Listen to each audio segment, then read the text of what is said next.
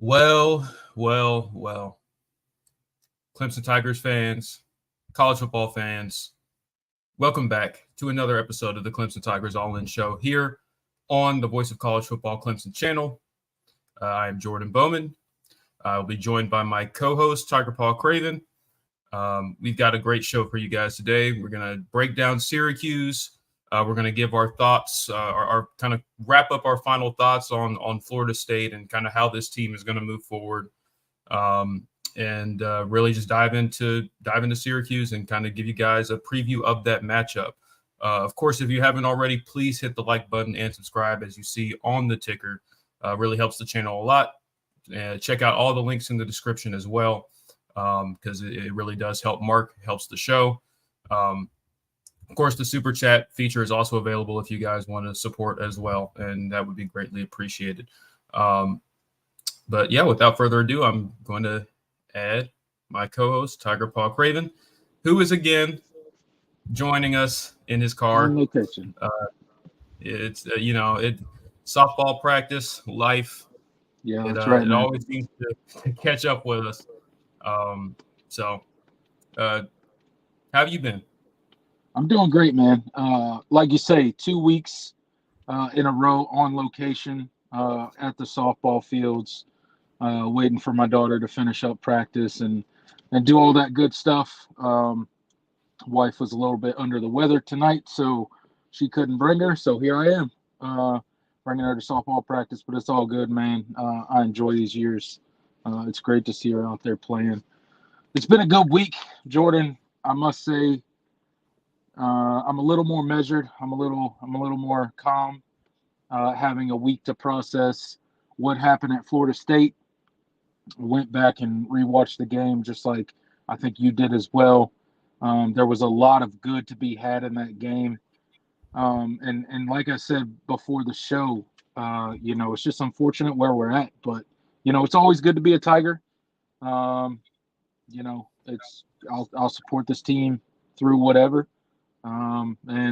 Just happy to be here doing this show with you, all our fans in here, and all our fellow Clemson fans in here subscribe to us and chopping it up with us about Clemson football. And I can't think of a better way to spend a Thursday evening. As always, man. Absolutely. And, as we say all the time, you're only guaranteed 12 Saturdays out of the year to watch this team play. So we're going to, despite through 4 games, being pretty disappointed with how things have played out so far, this team still has a lot to play for, and they still have an opportunity to turn this season around. And best thing that this fan base can do is kind of rally behind them as they head up to a pretty challenging road test, historically for these Tigers in Syracuse. But before we really dive into our final thoughts on Florida State, let me give a shout out to the comment section. I see Steel Gamble in here, one of our regulars. He comes in, says, "Go Tigers. Good to see you, man." John Sarian, one of our mods, he's in here. He says, "Realignment frenzy time. Woohoo." Yeah, we'll talk a little bit about that towards the end of the show. The realignment rumors have been swirling. I thought we were done with that for at least another 9 weeks or so, man. What is going on right now? You would think, but been some conflicting news as well. So like I'm just kind of here for the ride, and I've heard different things from different people, and it's kind of conflicting. And oh man, is Clemson going to make a decision in October, or are they not? Is there going to be the only thing we do know is that there's going to be a board meeting, all hands on deck type of board meeting, but what that meeting is going to entail, but your guess is as good as mine. And it's especially crazy because 2 of the pillars of Clemson media, in Larry Williams and David Hood of Rivals and TigerNet, respectively, they've reported conflicting stories as well. So it's like, who knows what's going on with this program and with this university right now as far as their future plans for the athletic department. But regardless, we'll talk a little bit more about that towards the end of the show. We've got Droid in here. He says, "Go Tigers." The conference logo obviously matters in the order of magnitude less than the paw. Yeah, we totally agree. The Tiger paw is gonna, That's right. its brand is going to endure no matter what conference this school ends up in. Let's see who else is in here. Adam gets in. He says, "It took me a few days to accept it." Talking about the Florida State loss. Yeah, I still haven't completely accepted it either, Adam.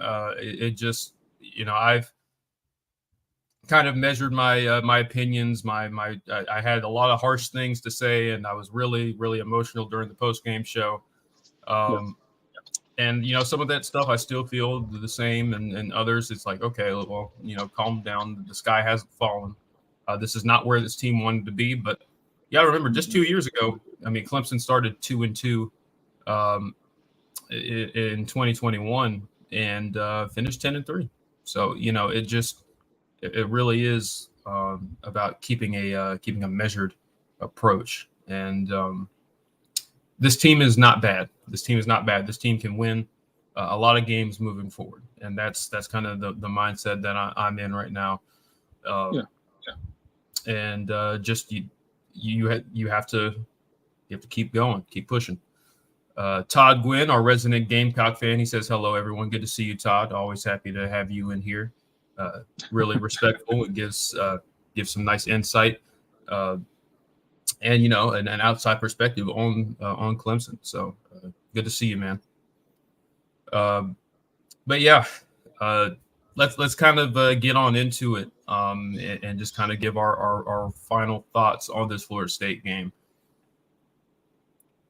Craven, when you rewatch the game, you and I both have rewatched the game since that was not a fun experience, I imagine, for you. It definitely wasn't for me.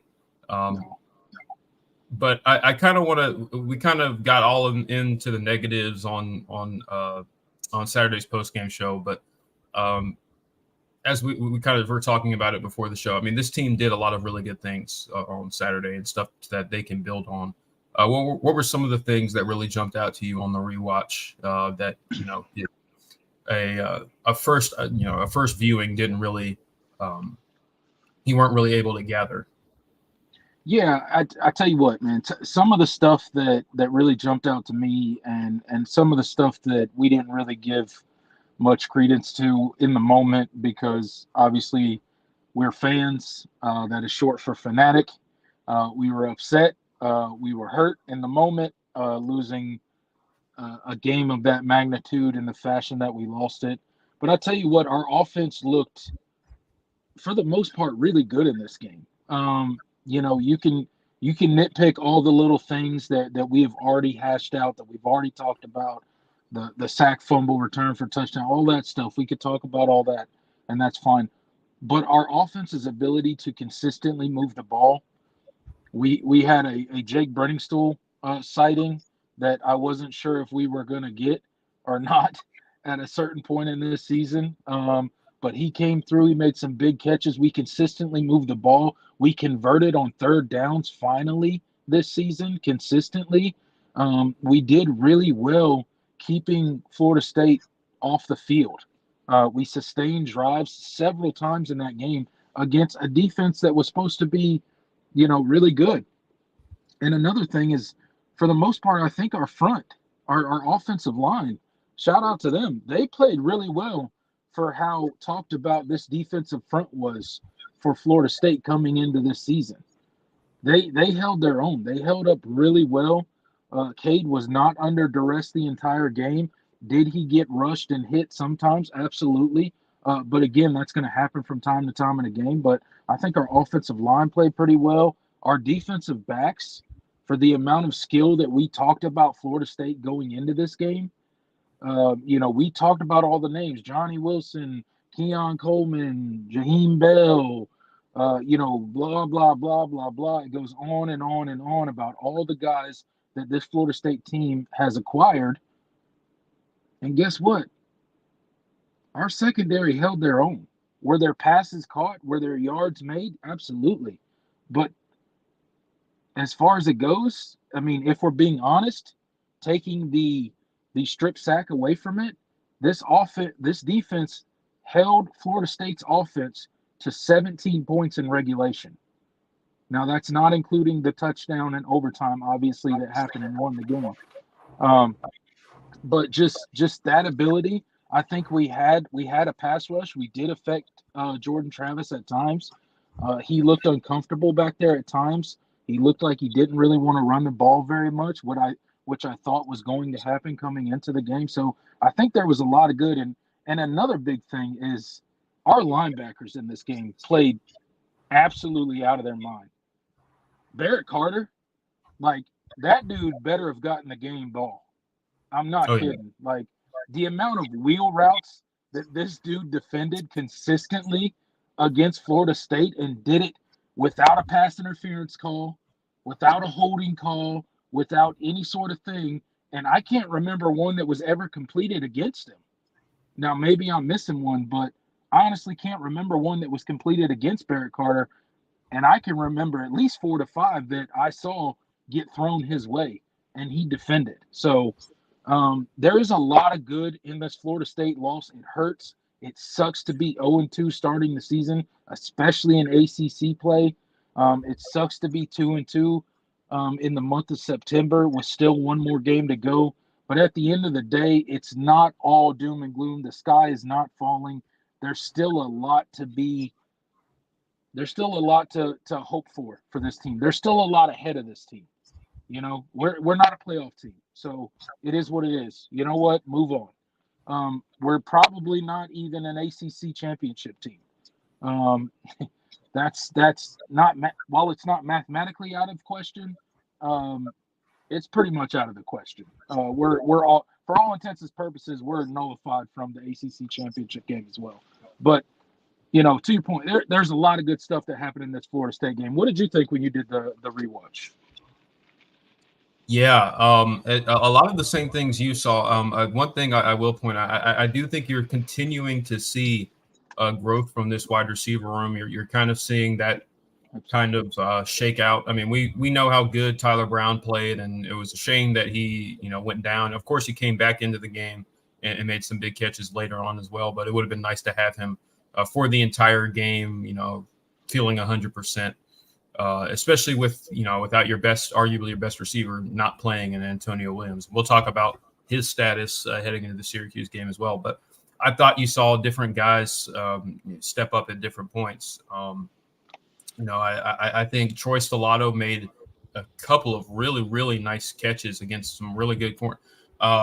One of those, I remember he caught a third down slant. He was going up against Fentrell Cypress, the all ACC corner that transferred from Virginia that Florida State had. And he had a big third down over the middle on a slant.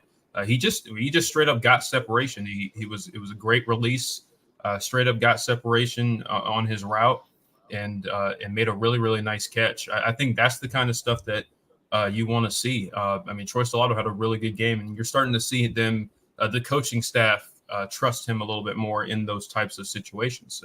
He's caught the ball when it's been thrown his way.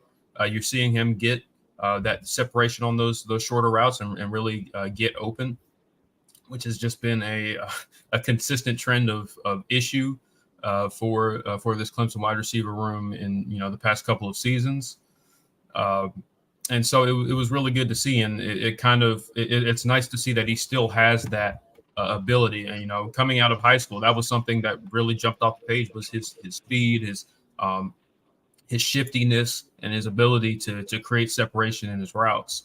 And so you kind of saw it, and the hands were really, really good.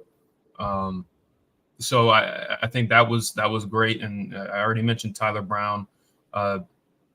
Bo Collins had an up and down day on the rewatch, but he had some really big, key catches, especially early in the game. That one-handed catch he made on the sideline. That he was basically, he had to corral to his body, and I believe that was also on third down.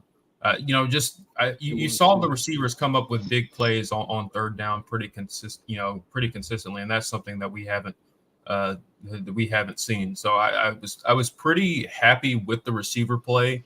I just obviously I wish Clemson had taken more bigger shots down the field.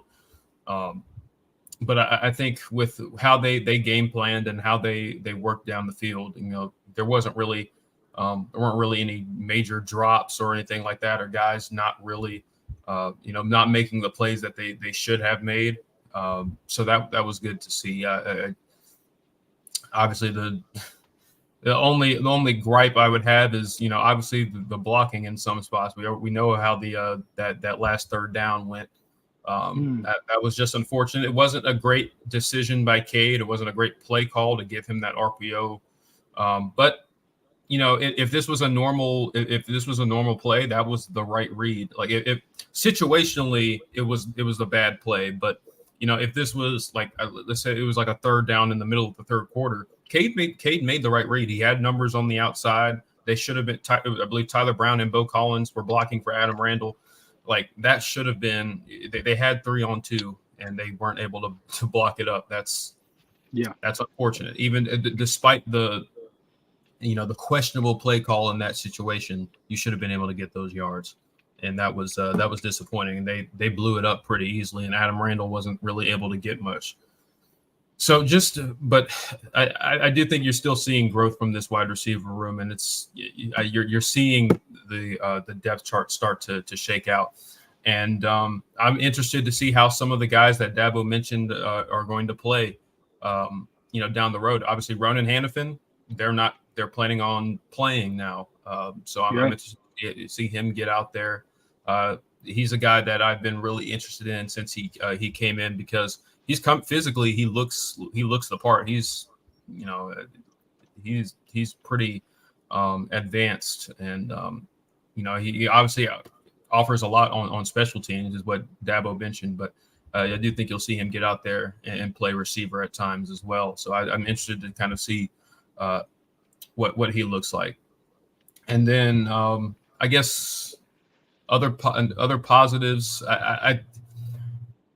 I think Wes Goodwin has taken some unnecessary flack during the week. I've seen it at times.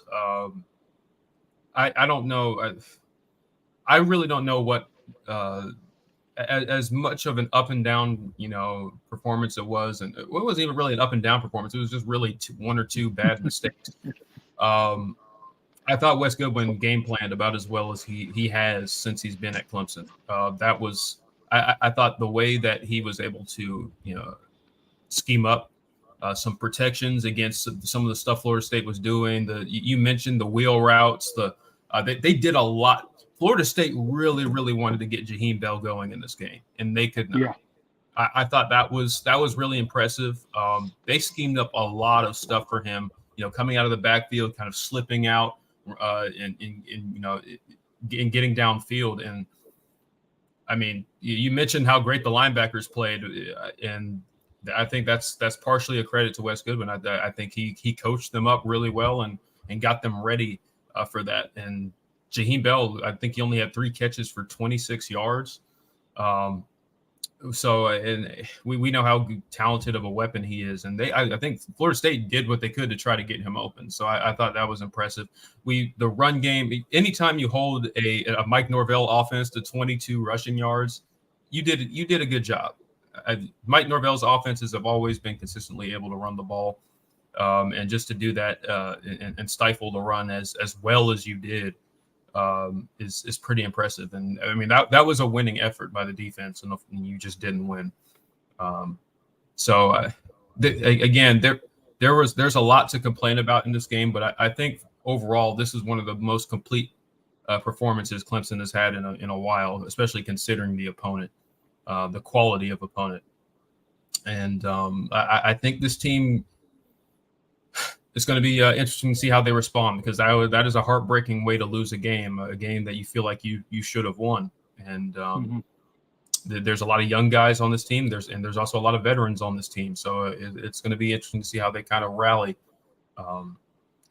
heading into Syracuse, because this is obviously not a cakewalk that Clemson has on Saturday. Right. Yeah. No, it's certainly not. And I think you kind of finished out that Florida State game as best we possibly can. I mean, there's a lot of good about it.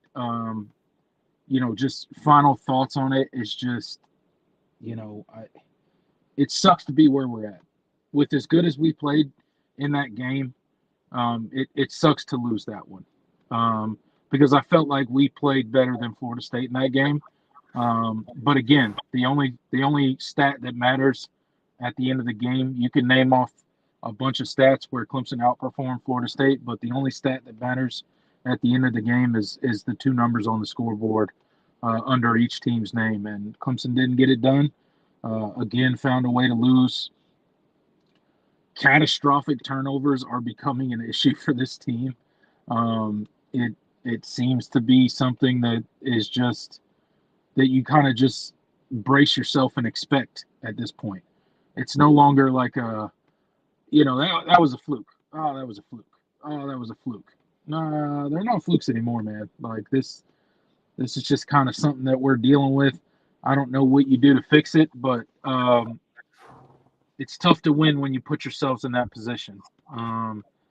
And it's not just, it would have been one thing if it was just a sack fumble, right? Like, all right, Florida State gets the ball. Maybe the defense, holds them to, a field goal, maybe. Okay, cool. We're good, right? But no, that's not what happened. So, that right there was a 10 to 14 point swing in the game. It was a huge, huge swing in the game. If Clemson goes down, Clemson was driving the ball really well on that drive. I would assume they would have gotten at least a field goal. Hopefully they would have gotten a touchdown, and at that point they would have been up anywhere from 14 to 10 points. And that's a completely different ball game than being tied up. So just some unfortunate things that keep happening to this Clemson team. They got to clean up those turnovers. And hopefully we can just kind of play through it. And I think if we do, there's a lot of good ahead of this team. There's a lot of good ahead. I totally agree, man. And John, on that strip six, Moffitt must not have understood his assignment. They got Cade blown up. He didn't even look for the blitz. Just took off on a route. It seemed on the rewatch, it was a really delayed blitz. It's sometimes when on defense is especially with linebackers. Sometimes some coaches will tell their linebackers if Kalen DeLoach was supposed to spy Moffitt, not spy Moffitt, but he was manned up and he was supposed to take care of the running back. And so what I think happened was he was coached, if he stays in the block, then you go and blitz. But you wait a little bit. There's usually like a count. There's that they have a mental count that they do.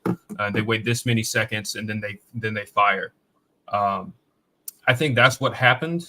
I think Moffitt kind of Moffitt didn't immediately go into his route, but he looked and didn't see anybody coming, and Kalen DeLoach looked like he was just in coverage when he really was just watching him. And when he decided to go in that route pretty much at the exact same time as Moffitt started to go out to his route, Kalen DeLoach fires, and he just had a free access to Cade because everybody else was preoccupied and blocked up. That it's unfortunate. Moffitt is, that is on Moffitt technically, but that is an unfortunate play. I'm more upset that he ran his route into the coverage. I think that was kind of my my biggest thing is like he ran that little out right into a defender. Like it wasn't like he went into the open. He found the open grass and kind of settled. That's what I wish he had done. But at the end of the day, it probably wouldn't have mattered because watching Cade's eyes, he was locked in on Tyler Brown down the field. It looked like he was going to get open on that deep post. It seemed like he was getting separation, and I think if Cade threw with more anticipation, I feel like he could have thrown that ball a lot sooner. But it looked like he was locked in. He wanted to make sure that Tyler Brown was breaking open. More experienced quarterback probably fires that a little bit sooner. and kind of throws him open. But Cade was locked in. Rookie, it's just an inexperienced quarterback making a mistake that an inexperienced quarterback typically makes. And so I think there was some partial blame on Phil Maffa and with Cade in that situation. And that, I mean, it's unfortunate. It was a really, really well-timed blitz. It wasn't a called blitz. It was kind of a conditional blitz. And Kalen DeLoach is one of the fastest linebackers in the conference. And that's just the closing speed. It was kind of tough to when you're just that locked in on your target and you think you have more time than you do. That's kind of the result that happens. And it's unfortunate that he fumbled. I wish, you take a sack there, it sucks, but you live to see another down. It really is just the fumble part. Obviously, was a backbreaker. And Florida State made a key momentum play when they absolutely needed it, because Clemson was. I feel pretty confident that Clemson was in the driver's seat and about to take a pretty commanding lead. If things had continued to progress the way they were. So. And you think about the change in the atmosphere of that game. Yeah. Because I wasn't in the stadium. I didn't go to the game at all. But I'm sure there was a huge momentum in the noise level in that stadium. So, I mean, you go from, about to go up 2 scores, and now suddenly the game's tied up out of nowhere. That's one of those backbreaking momentum swings that are tough to recover from, especially when you're playing a team, as good as Florida State is. So, it is what it is. You got to turn the page. You got to move on. The record is what it is at this point.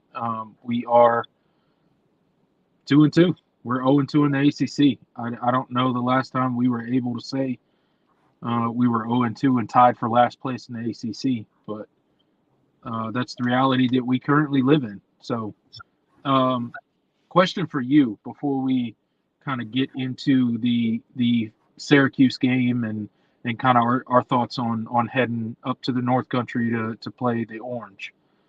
What are your thoughts on where this team is right now? We talk about let's talk big picture for a second before we shift gears into the Syracuse game. Big picture for this program, for this team, the 2023 version of the Clemson Tigers. How difficult do you see Dabo Swinney's job right now as being a motivator for this team right now? I mean, this was a team, if we remember back, a month ago, this was a team mentioning national championship in press conferences, which is something that we hadn't really seen out of a Clemson team. You had that motivational speaker video leak of him and Dabo talking about, you're on the clock, every, whatever stat that he gave them, but basically telling them that they're on the clock for a national championship. And then the season comes and we fall the first game to Duke in wild fashion and inexplicable mistakes and blunders. And then we move on and we win 2 games, and then we drop this Florida State game that we just got finished talking about. What are your thoughts on the motivation level of this team? How hard is it going to be for them to kind of, stay the course and press forward and find the motivation to compete? Because there's no gimme games left on Clemson's schedule. They're going to have to go out there and compete and win every single game that they play from here until the end of the season. There's not a Charleston Southern left on the schedule. There's not a breather game left on the schedule. There's every game Clemson could lose from here on out. So what are your thoughts on, the players' motivation level, how Dabo is going to motivate this team? Are they going to, go out there and compete and say, you know what, we're going to show everybody who we can be? Or, are there going to be certain individuals that kind of, I got NFL to think about? What are your thoughts? Yeah, I think that's a great question. I'm not particularly worried about this team as far as their motivation. I think that this team, I think, is made of the right stuff. I think the guys on this roster are not quitters. I don't think there's a single person. I don't think there's a single player on this team that I think is a quit risk or anything like that, or just because I think there's still a lot on the line for a lot of these guys. And I think I'm not really worried about the young guys at all, because I think just the energy and that they brought, especially in this freshman class, has been pretty special. And I think this freshman class is going to help Clemson win a lot of games and moving forward. But I think the veterans, I think there are a lot of guys in this on this team that I think still have a lot to play for, and not just NFL, but just pride. I think this program is too prideful to be one of those teams that gets down early and quits on the year. I don't think this is like some of the Miami teams of recent years that would come in with these big aspirations and then just kind of give up when things didn't go their way. That's never been the hallmark of a Dabo Swinney team. And if this does happen, then I think it would be very indicative of some trouble in paradise. But I don't expect that. I think this team is going to come out firing. Because there still is, mathematically, it's the chances aren't great. But if you win the rest of your ACC games, there's a shot that you could be in the ACC championship.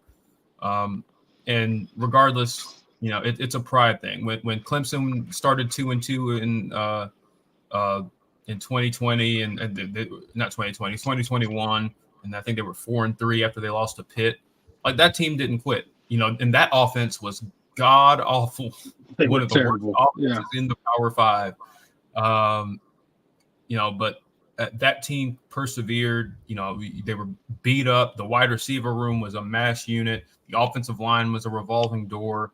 The defense was playing their heart out every single game and getting banged up. But they finished. They were 4-3, and it looked like Clemson was not even going to. It was a question whether this team was good enough to win 7-8 games. And they go on that win streak, and they play really well. They blow out Wake Forest and South Carolina, and then they close it in the bowl game against Iowa State. Like, I think that team. I think this team is a lot better and has a much higher potential than that 2021 team. But I think they could learn a lot from that group in terms of how they finished, and I think that's. I think, especially in retrospect, I call that 2021 year one of Dabo's best coaching jobs because of all the adversity that team went through, and still managed to win 10 games. And that was, I think this team could do something similar. If they clean up the mistakes, I don't think either side of the ball is bad. And that's a really good thing. We don't have a 2021 Clemson offense where it's like you're struggling to move the ball, and it's like it's 3 and out after 3 and out. The defense is having to bail you out in every single game. That's not what this team is. That's not what this team is. I think this. I'm not really worried about this team quitting. But it really is just about, is this team going to, are they going to have that focus? Are they going to clean up those mistakes that they've made through 4 weeks? And are they going to learn how to finish and win football games? Because that's what this team needs to do is learn how to win. And if they do, I think no matter what the final record of this team is, I think you can feel positive with some of the pieces you return next year, and especially, your quarterback. So, I think this team can rally. Absolutely, and that's a great point. That's what you really want to see, right? Is this team band together, close the circle down, and finish? You just mentioned it, and I talked about it earlier. It mathematically does not look good for the ACC championship game, even if you win out. The chances of you making an ACC championship game aren't looking great. You need either Florida State or Duke to lose 3 ACC games.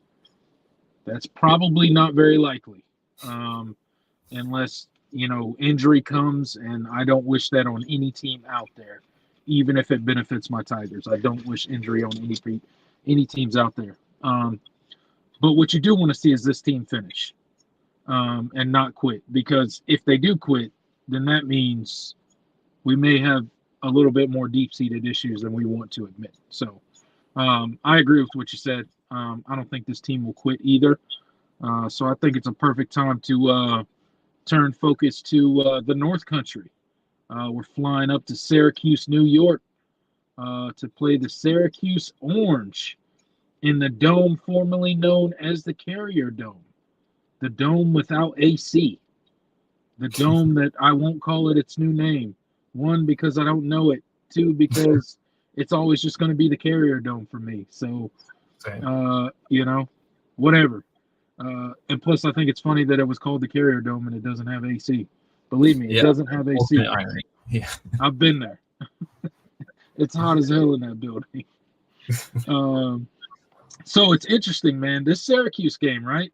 I've been to the last 2 Syracuse games live. I was at the what would that have been? The 2021 Syracuse game in Syracuse, New York, and then I was at the 2022 Syracuse Clemson game in Clemson, South Carolina, because I live down here now. Thankfully, I got out of the upstate of New York that I lived for a short period of time. But yeah, I've been to these past 2 meetings between Clemson and Syracuse, and they have both been not comfortable wins, to say the least. They have both been nail biters. That tends to, be the trend for Clemson. I mean, you think about some of these classics, I guess, if you want to call them that Clemson and Syracuse have been in. You think about the year where Kelly Bryant went down and Clemson ended up losing, right, and then going to the playoffs later on. You think about the year where Trevor Lawrence went down, and then who was it? Chase Bryce had to make the miraculous 3rd down conversion, an amazing throw over there on the sideline to kind of win the game and solidify that game for Clemson. And then we know what happened that season. Clemson went on to win a national championship that season. But there's been crazy finishes in these games, and they never seem to be comfortable, regardless of how lopsided they look heading into it.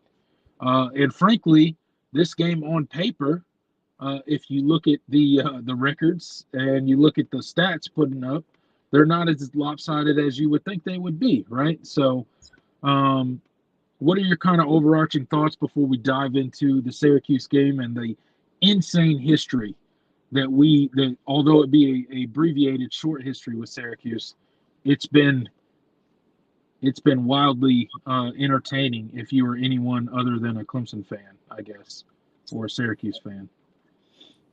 Yeah, I think outside of obviously the history of this game and how wild some of the results of this series has been in the past, I do think this is just a big game period, a pivotal game for this team in their season. I think this is coming off of a heartbreaking loss. It's, I think, a response and a really complete performance would go a really, really long way, and against an opponent that's playing really good football right now. I'm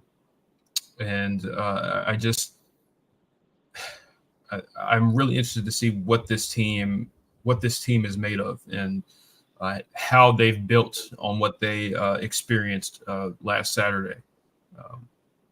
So I think through that lens, this is a big game. And then obviously Syracuse is just a really, really tough place to play. And it has been for a while, just a uniquely tough place to play, because it's not a large, stadium. It's not a large dome. But like you said, it's hot, it's compressed. It feels it's like loud. It's loud too. The way it's engineered, because the seating, it's like right on top of you. It's like right over you instead of like kind of farther back. It's not as spread out. It's a tight, compressed, claustrophobic type of environment, and that's what has made that place really difficult, in the past. but I think this is a Syracuse team that has outperformed expectations so far, albeit the teams they've played have not been great. I mean, really the best team they beat is a 1-3 Purdue, but this team is playing good football, and it starts with Garrett Schrader, their quarterback, who is back for his like a millionth season in college football. I mean, the guy was. I remember he played in a bowl game when he was at Mississippi State back in like 2018, 2019. I remember him playing. So he's been he's been in Syracuse in college football in general for a really really long time, and he's given Clemson some issues the past two matchups especially. So he is pretty much their entire offense right now. When you look at the numbers, I believe he has 311 yards through 4 games and 6 touchdowns. Those are running back numbers that he's putting up. He's been a lot of what makes that offense go right now because, Arondé Gadsden is out for the year. I think he has a Liz Frank injury, so he's out for the year. And then obviously they lost Sean Tucker to the NFL last year. So they're kind of just, they're retooling, and Jason Beck, their offensive coordinator, has done a good job. He was actually Brennan Armstrong's quarterbacks coach back when he was at Virginia. And that year that Brennan Armstrong put up those crazy numbers, he also was running the ball a whole lot as well. So you're kind of seeing him use Garrett Schrader in a similar mold. And the Syracuse team they are not overly, big, but they do a really good job of scheming stuff up and getting Garrett Schrader, in design quarterback runs to really facilitate a lot of the offense. And so that is going to be tough for this team to stop. It's going to be a challenge. And I don't know, what do you think? I think you're muted. Thank you for that. The Syracuse team has been putting up some crazy stats this season. And you can point to their schedule and you can be like, well, they opened up with Colgate and then they played, I think it was Western Michigan. And then they played, who did they play after that? They played Purdue and then they played Army last week. Yeah. So those are their 4 games that they played so far. And you could point and say, yes, this is the same Syracuse team we've seen time and time again. We all remember back to last year when this was a big game coming into Death Valley. I think Syracuse was 6-0 at the time. They came into Death Valley, they lost, and then they seemed to rattle off 6 straight losses right after they lost to the Tigers. So I get some of this sentiment out there for this being this is what Syracuse does, right? They beat up on a lot of bad teams early on in the season. They play their first legitimate opponent, and they lose, and then they go on a skid, right? I do think there's something a little bit different about this Syracuse team. They are playing really well, and Garrett Schrader, you just can't discount him at quarterback. I mean, the dude. I mean, you saw what he did to us last year. He's a problem at quarterback. I don't think he's going to be able to do what he's done in the past. I think our defense, specifically in the secondary, is much better. I don't think some of those plays that he hit last year against this Clemson Tigers defense are going to be there for him this year. We've done a really good job this season so far as a secondary of preventing the big play.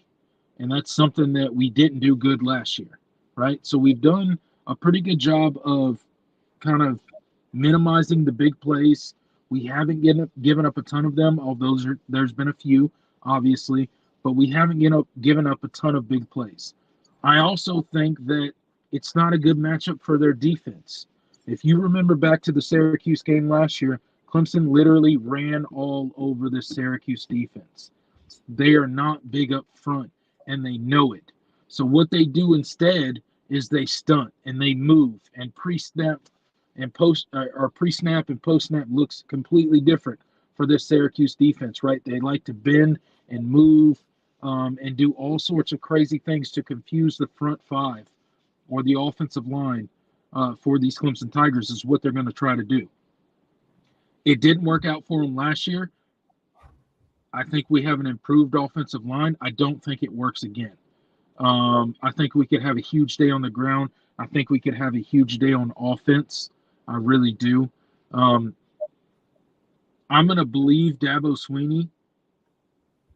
And I heard him say one thing in his press conference, and I'm just going to choose to believe it just because, well, I have no other choice than to believe it. He said he's got a pissed off group here. Okay. Well, I'll choose to believe you right here for this Syracuse week. So I need to see a pissed off group come into Syracuse, New York, and I need to see them absolutely bully this Syracuse team. Because our offensive line should be able to reestablish the line of scrimmage time and time again against this defense. They're undersized, they're undermatched, and they shouldn't be able to hang with our running game. And then that can open up passing games, and we can do that as well. There could be mixed in, right? We could still be a balanced attack. But I think it starts with the running game. I think you have to establish that bully ball early and take the will out of that defense, right?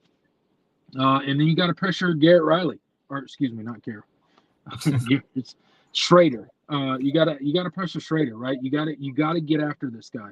This guy can absolutely hurt you with his legs, and he will. You mentioned he's got 6 rushing touchdowns. You weren't talking about passing touchdowns. Garrett Schrader's got 6 rushing touchdowns.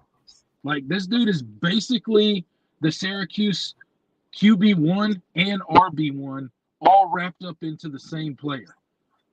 He's their leading rusher. He's their leading passer. He's got 6 rushing touchdowns. I think he has 6 passing touchdowns. He's basically a one-man show for this Syracuse offense. So I think you pressure him. You trust your corners. Hopefully, fingers crossed, we got Nate Wiggins back. You know, I know the MRI was good news for Clemson. I couldn't be happier that Nate Wiggins did not tear his knee, because when he went down, it looked absolutely horrible. I was like, as soon as Nate Wiggins went down and he had to be carried off the field and he couldn't even so much as touch a blade of grass with his foot because he didn't want to put any pressure on his leg, I was like, oh, that's it. He's gone for the season for sure. But, you know, MRI stated otherwise. There's no structural damage.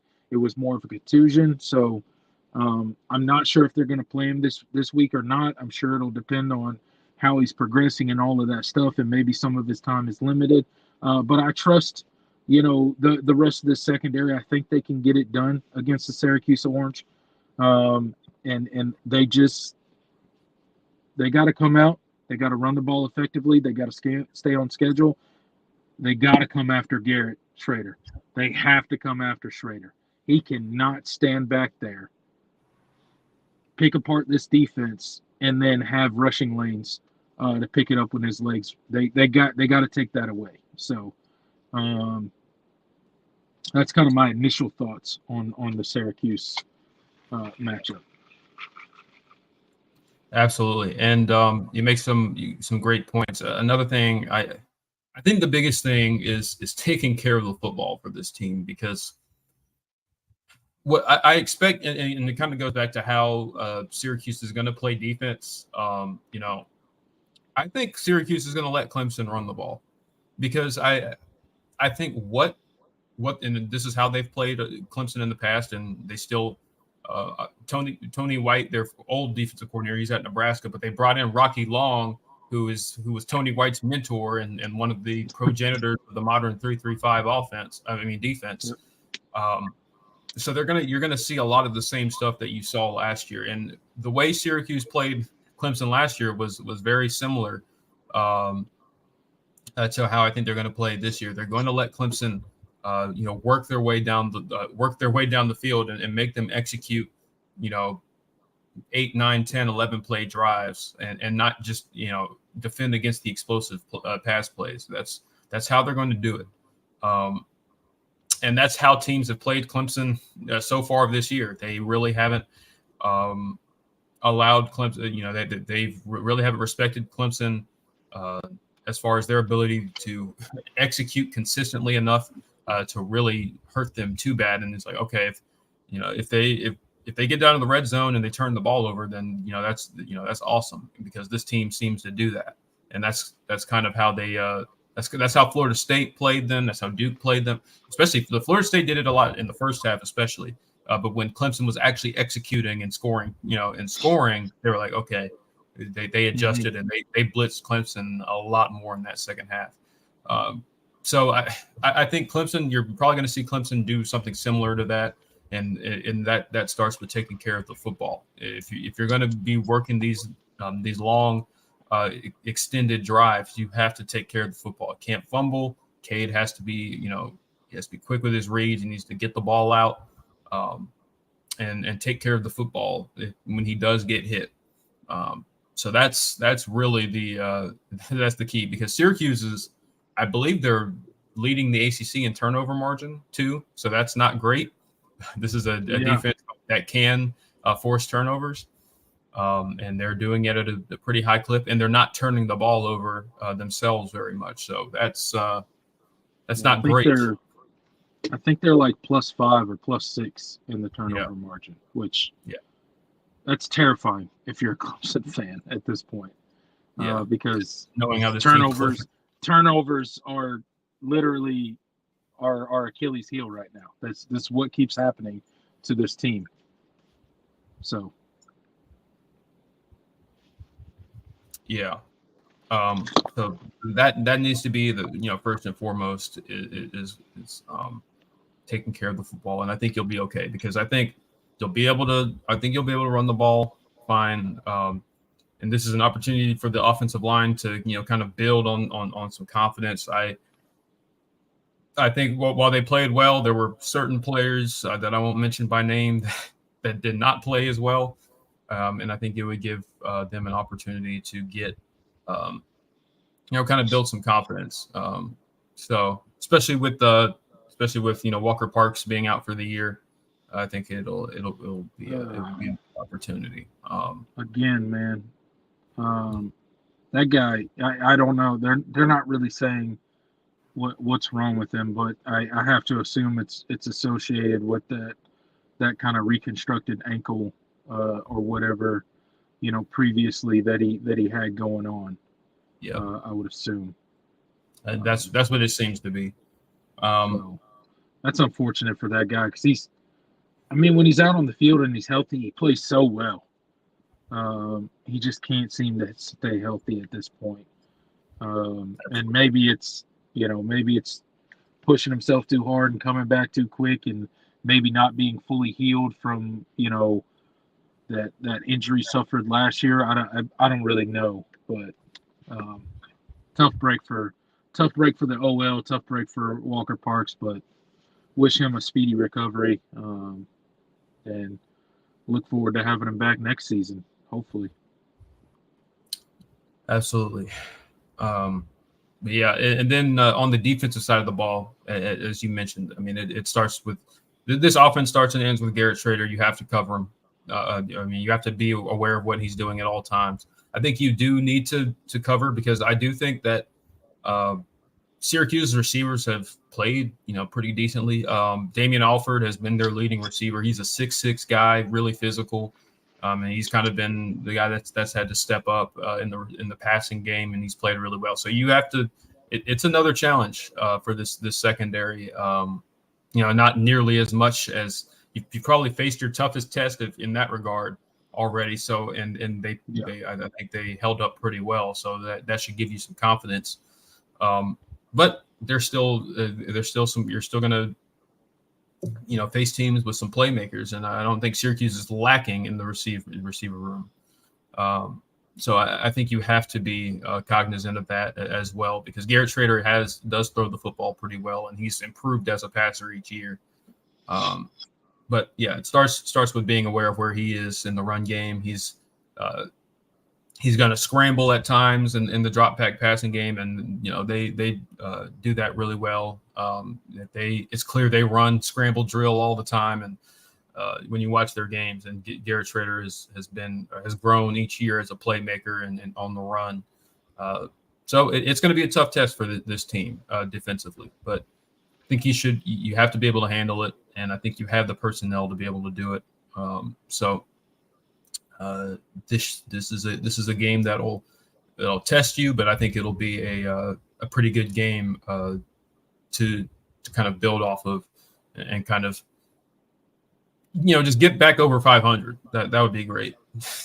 Yeah, that's really what we need right now, man. We need to see where this Clemson team is mentally right now. I think mentally is really just where I'm at for this Clemson team right now. I want to see this team's ability to respond after starting the season probably as worst case scenario for Clemson, honestly. Starting the season is our current reality. Worst case scenario is what's happened for this Clemson team. We've lost to our two best opponents. The only teams we've beaten is Charleston Southern and FAU. And that's not a whole lot to hold your hat on, right? And no disrespect to those teams and those universities, but it's just not how we thought this Clemson season could play out. This is a point in time where I think we find out the mental toughness of this team. We find out what this team is all about. We find out if this team is going to allow external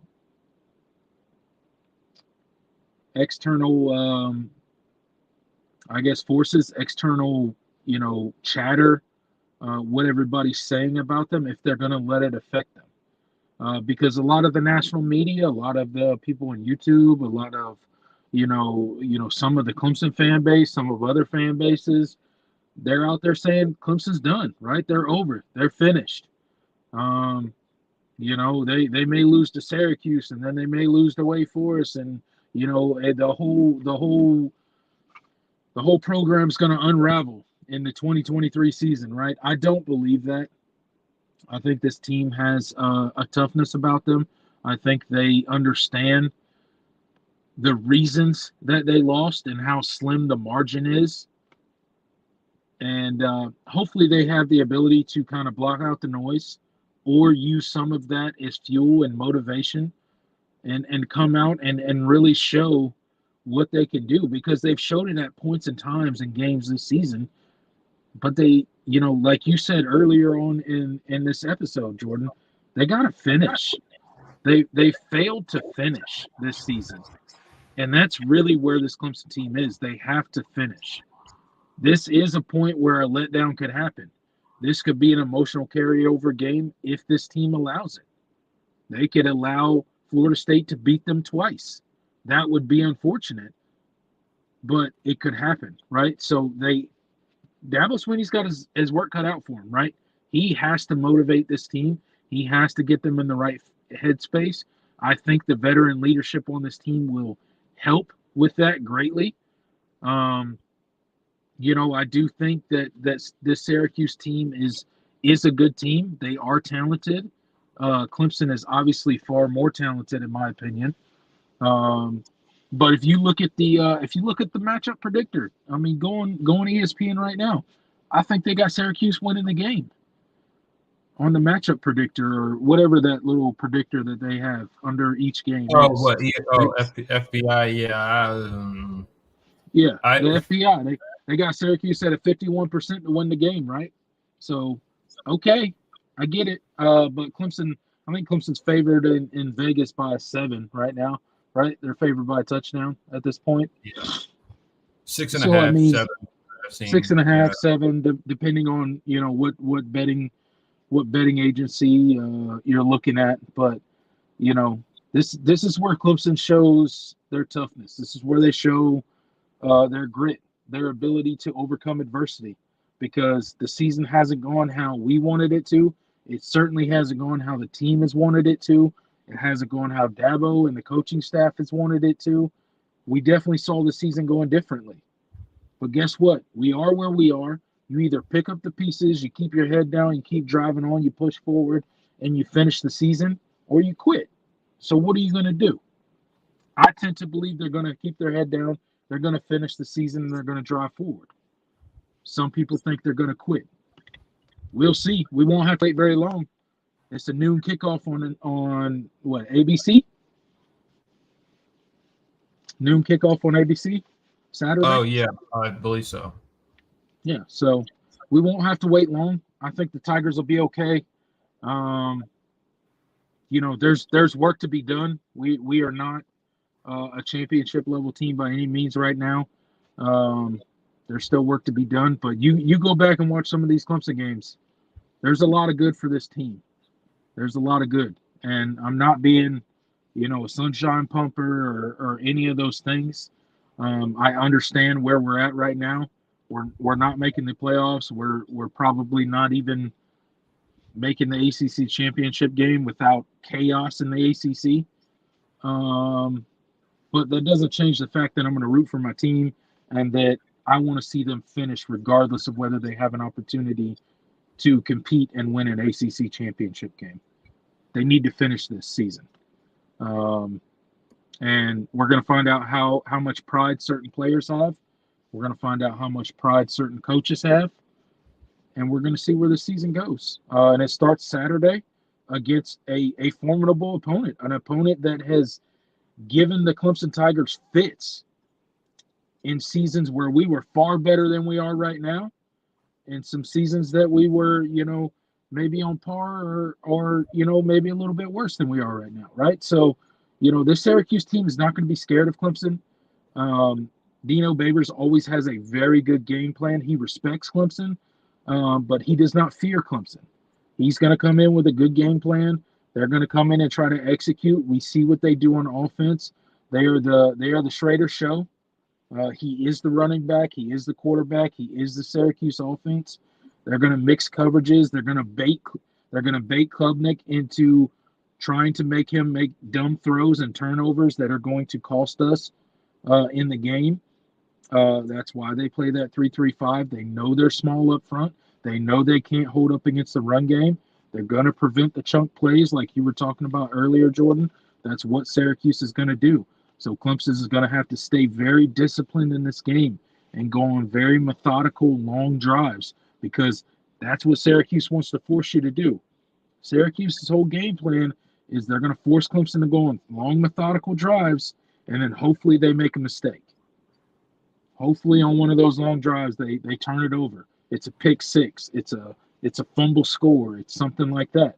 And that's why they're so good at turnover. I think they're +5, +6 in the turnover margin for the season. That's why they bait these teams into these things. Eventually, you want to take shots, right? People get across the 50 into the 40, 35-yard line of the opponent, right? And they want to take a shot. That's what Syracuse wants you to do because they're going to drop 5 and they're going to have blanket coverage and they're going to come up with a pick or something to stall your drive. So they're going to have to be disciplined this week. They're going to have to run the ball well. They're going to have to be patient. Cade Klubnik is going to have to throw the ball away when the play's not there. He's going to have to be very smart with the football. If the play's not there, throw it away. Live the play another down. Don't try to play hero ball. This is not when they're dropping 5 dudes, 6 dudes back into coverage. This is not the time to play hero ball and try to fit passes into windows that aren't there. So we'll see. Cade Klubnik has developed so much this season. He's grown up before our eyes, and I think he'll take another step forward this week as he continues to make better and better decisions with the football. Absolutely. I think we really said our piece. I think that let's go ahead and predict the score for this game. I think this is going to be a tough matchup because I need to see this Clemson team be able to not, shoot itself in the foot. I thought, despite how, heartbreaking last, weekend's loss was, you did see improvement there. I mean, they only turned the ball over one time. Unfortunately, it was the biggest turnover in the game. But I think you saw the team, go on drives, and finish in the red zone. score points. So I think that was something to build on. But you gotta see it more, and this team has to be able to do that consistently, because once they start doing that consistently, that's when the big plays start to open up, when teams are like, okay, we can't just sit back and let them pick us apart, because they're super efficient and they're not they're not beating themselves, because that's what teams so far have been relying on. Like you said, is teams are hoping that Clemson beats themselves, and they've done that. Yep, so they've done it until in you both start losses. In both losses that Clemson has had, we did it to ourselves. Yep. We handed the game away, essentially. Yeah. Handed the ball and the game away. So yeah, I think once you start proving that you're not going to be a team that's you're going to be a team that's disciplined and that takes care of the football, that's when the big plays start to open up a little bit more, and you see Tyler Brown, Troy Stellato, Bo Collins. You'll start to see them get open, and Cade will start to get more comfortable as well taking those shots. So that's kind of the direction this team seems to be headed, and that's what they're going to have to do. But regardless, I think this is going to be a tough matchup going up to Syracuse. I can never predict this team to really go in there and win in dominating fashion, even in years where they should. Just because it's I don't know what it is about that place, but it's just it's a really difficult place to play. And I think this Syracuse team is going to get up for Clemson. They always bring their game. It's early in the year. They've had those fans are ready, dude. Yeah. Dino Babers is going to have that team ready. So I think Clemson wins a pretty competitive game. I'm gonna go 31-24 Clemson. That's kind of what I feel. I think I think the number is right about right, a touchdown. I think there's going to be some misplays here or there, a turnover. I can't predict this team not to turn the ball over. But if you can limit it to one, that would be great, like you did against Florida State, and have that one not be points for the other team. That would be awesome. But I'm feeling 31-24 Clemson. I think they win a pretty competitive game. Garrett Schrader he's a load to deal with. But I think it would be a big win for this team going forward. You just find a way to win, and that's kind of where I'm feeling. I think that's kind of where I'm at. And I just realized 31-24 was the score last week. That was not intentional. That was just kind of the score I was thinking. Let's do this. I'm going to say 33-24. I'm going to go past the number, and that way I don't trigger in PTSD in our listeners. I'm sorry for that, guys. But I'm feeling 24. We had the exact same score prediction last week, by the way, which was crazy. That was wild. Just the opposite winner. Yeah, opposite winners, but we don't share our score predictions before the show, so I thought it was crazy. I had written it down before. That's why I was holding it up to the camera last week. I was like, you just picked my score prediction, just opposite. But yeah, I mean, this Syracuse team, look, I've been to the Carrier Dome. I've been to a game up in Syracuse. It's hot. It's humid. It's miserable because you're surrounded by New Yorkers. They're terrible people. No, I'm just kidding. They're actually super cool people. Their hospitality is pretty good up there, even when you're wearing the wrong shade of orange for them. And their stadium is super unique, dude. Like, I'm telling you, like, I sat 3 rows from the sideline, and I bought tickets for Clemson sideline. Me and my daughter went, and we were 3 rows from the sideline. And I feel like literally like you could reach out and touch players. Like, their sideline is so short, so small, I guess, and the fans are just right there. Yeah. That it's just like the most like, it's not like being at a Clemson game. Although a Clemson game is way more people, it's way louder. The atmosphere is more crazy in a Clemson game. You're not that close to the players. At the Syracuse Dome, at the Carrier Dome, like, you're literally right there. Like, you can see everything, you can hear everything. Like, when Like when the offensive coordinator or Dabo's over here chewing somebody out, you can hear every word he says because you're literally like, 20 feet from them. Like you're right there. So it's a pretty crazy place to play. I understand why it's such a unique and tough place to go and win. Their fans are super passionate. It may not be a sold out crowd every single game, but I'm telling you, those people get loud. They're jacked up. They talk really good trash talk. They talk really good trash talk. It's funny to deal with. It's a lot of fun. But I think the Tigers get it done. I'm going to go with 35-28. Clemson takes the W in Syracuse, New York, this coming Saturday at 12 noon. I think the Tigers get it done. All right, we're on the same page. We're back on the same page after disagreeing for the first time last week. It feels good, and we kind of feel similar about this game. That we think it's going to be competitive because this is just not. I think Clemson is, despite what we've seen through 4 weeks from both teams, I think Clemson is the better team, but it's going to be tough. Syracuse is going to get up and they're going to play a really spirited game, and that's just. It's going to be tough. That defense is scrappy. They're going to force turnovers, and it's going to be difficult. And I see you guys getting your score predictions in there. I should have told you before we gave ours, but keep doing that. Let's see what you guys are saying. Steel Gamble is feeling 35-17. Clemson running backs have a big day. I would take that result every single day of the week. At Syracuse, a 35-17 victory. I love it. And I think that gives this team a lot of confidence going forward. Drew gets in. He's feeling a lower scoring game. He's thinking 17-14, which ironically, was that not the score the last time Clemson went up to Syracuse? I think it was. You're muted, but I think it was. No, I'm pretty sure that was the score because I was over there sweating like crazy, and it was absolutely horrible because I was surrounded by Syracuse fans. But we pulled out the dub. That was a rough game. 20. I mean that was just a microcosm of that 2021 season. It just every game you had to sweat it out. Wheezy gets in. He says Clemson on the road covers, wins by 21. Why not? Hey man, I love it.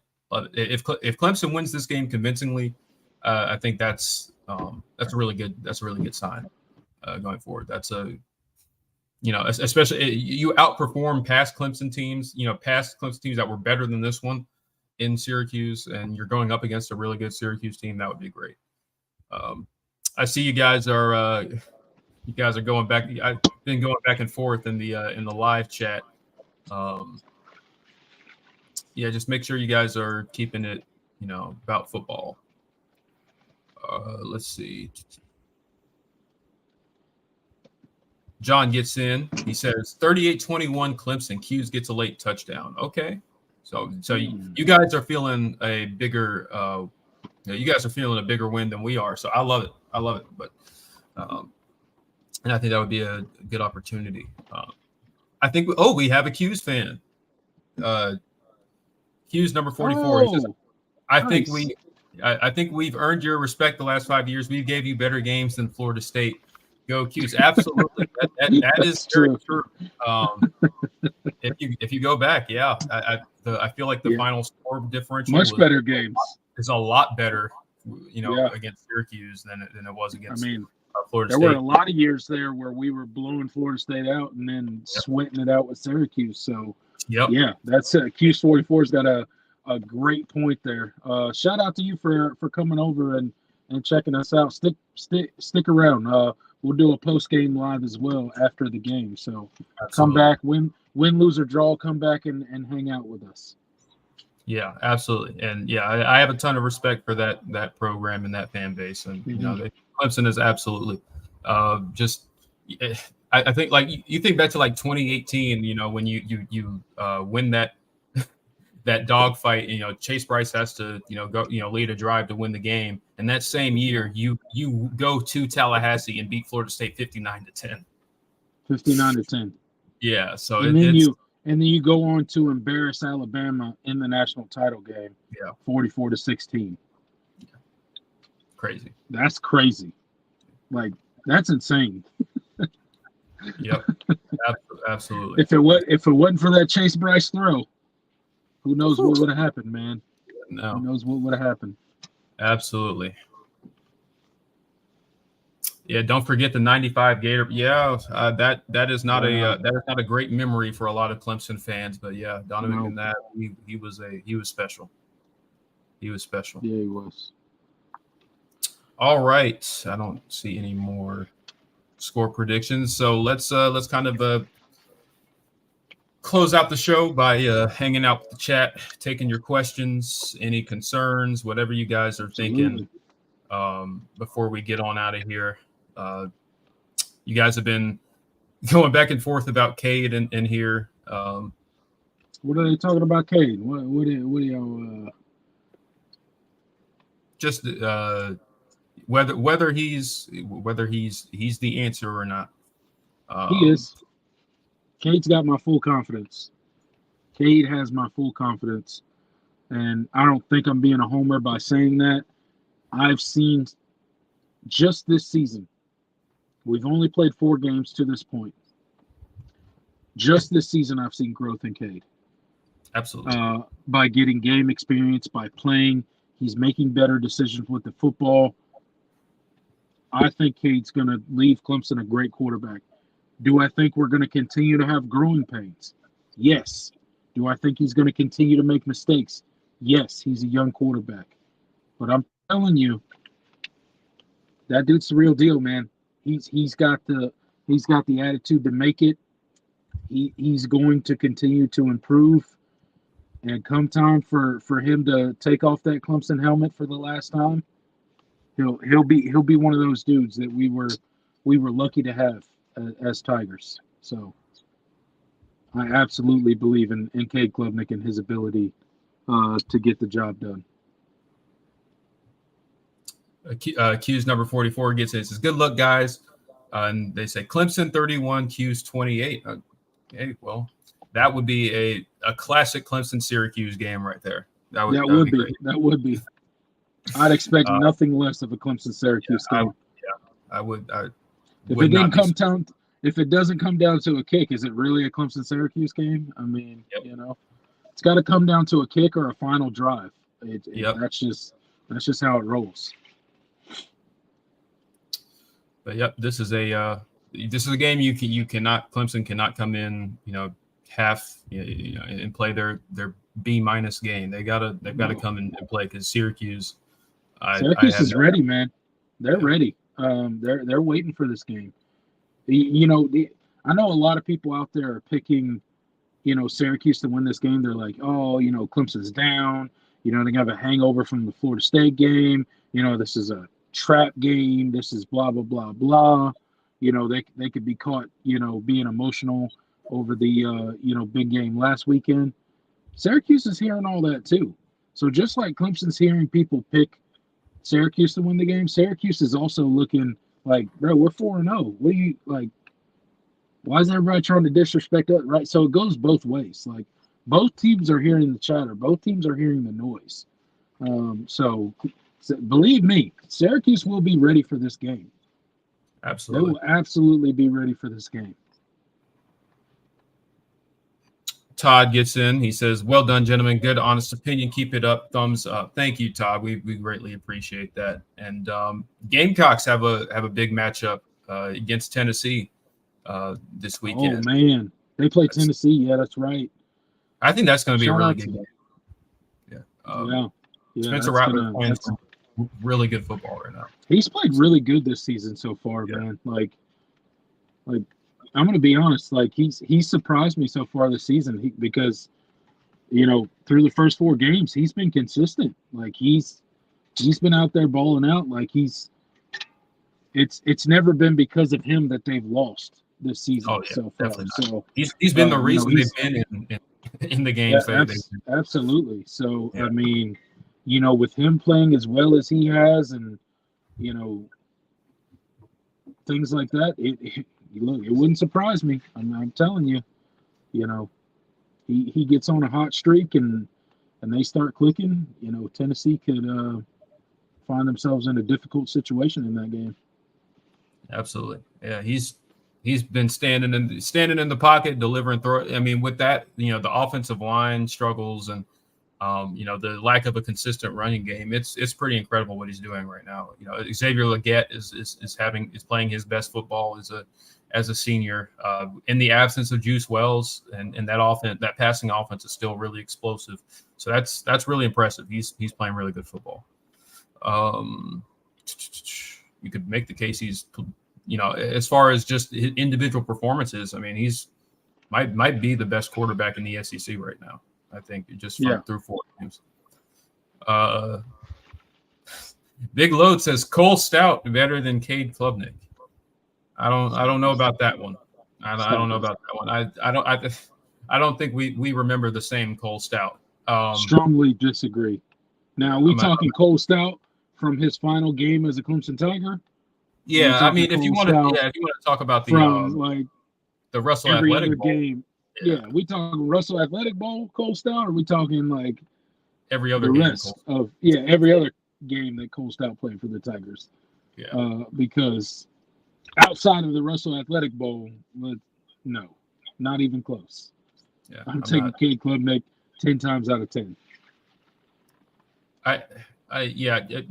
Listen, Cade is not a great quarterback right now. I don't think any Clemson fan will disagree with you. He's not a great quarterback yet, but you've seen the growth, and I think, especially compared to his predecessor, I think you've seen the growth each week, and it doesn't feel like he has that.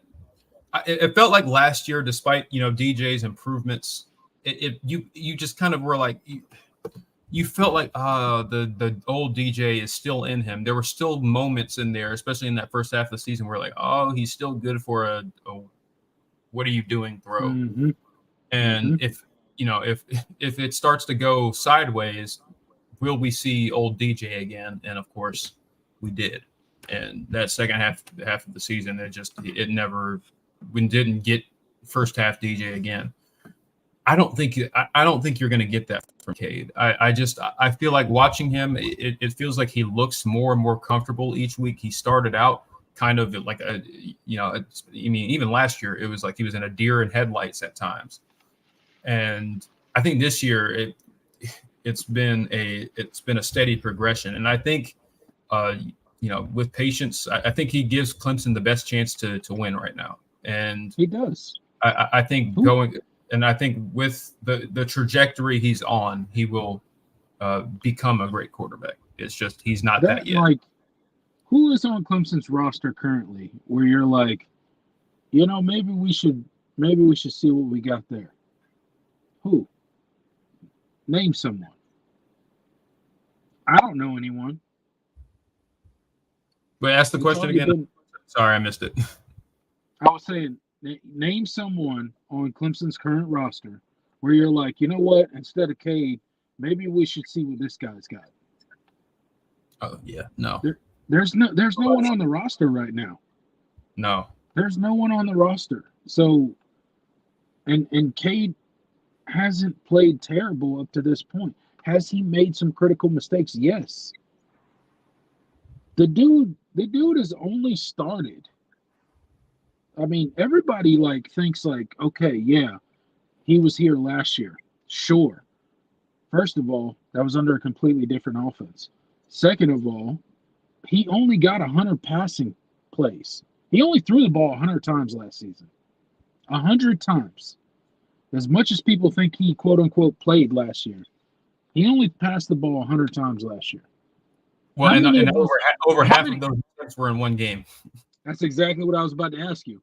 Where were over half of those passes come from? They came from his first start as a Clemson quarterback against Tennessee, where he had 56? I think it was 54, but yeah. 54. Okay. 54, right? Over 50, right?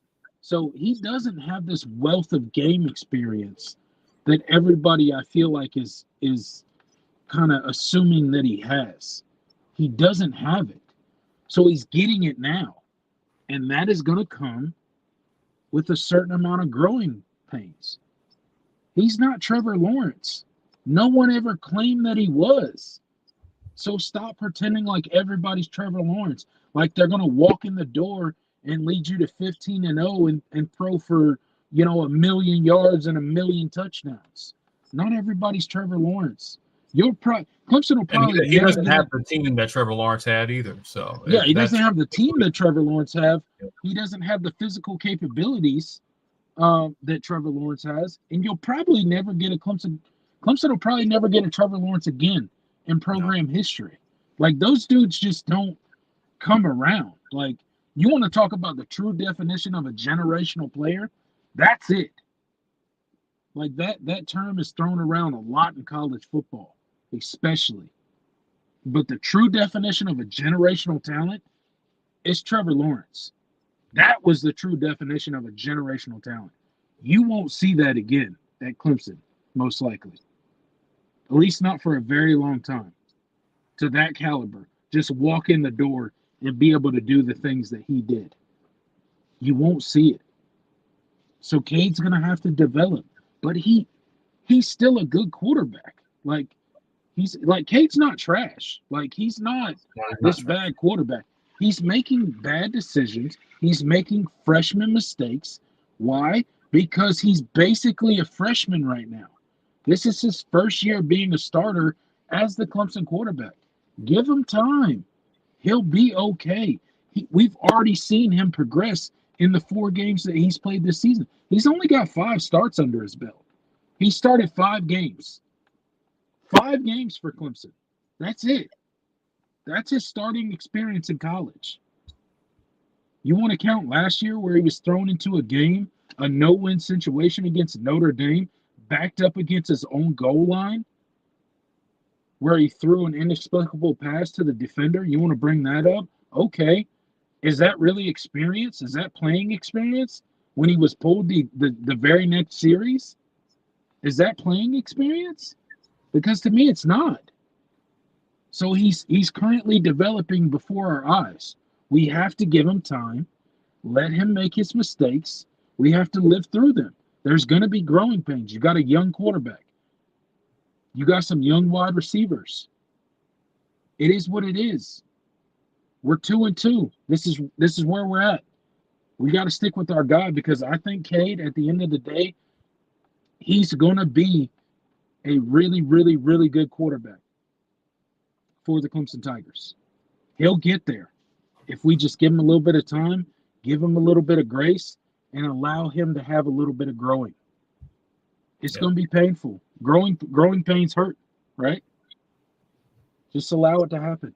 He'll be okay. He'll get better. He's already gotten better through 4 games this season. Yep. And if he's gotten better through the first 4, I have no reason to think that he won't get better as the season progresses on.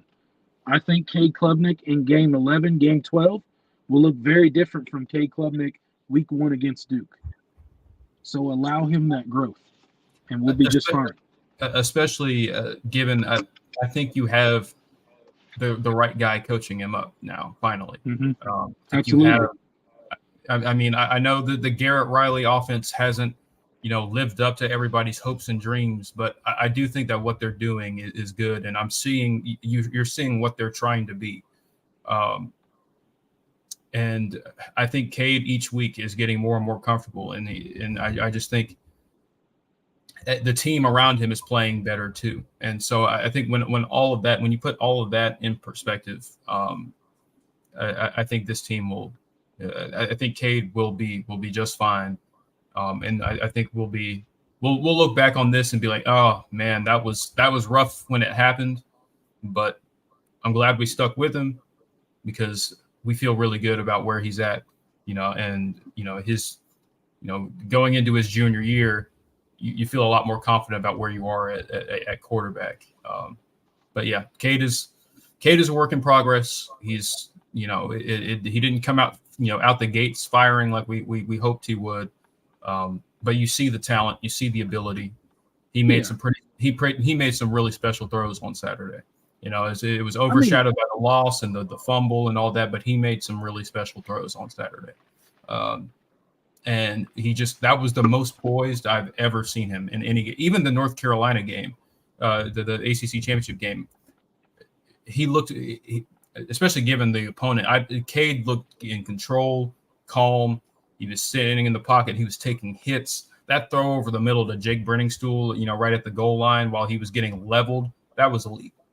Those are the throws that Deshaun Watson and Trevor Lawrence used to make, and I'm not comparing him to those guys, but I'm just saying those are the types of plays that really, really great quarterbacks make, and Cade is starting to make those plays, and now you just have to make sure that he's not making the back-breaking mistakes and all of that, and continuing to allow him to feel comfortable.